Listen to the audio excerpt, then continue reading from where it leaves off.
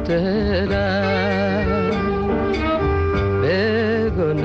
ያየች አማላጅን ብለች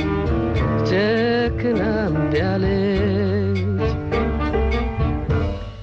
ከዚህ ፊት እቤት ጥለሽ ወድቆ ሳይሰበር ከኔ ፍቅር ያንቺ ያይልቅ ነበር ፍቅር ለብቻዬ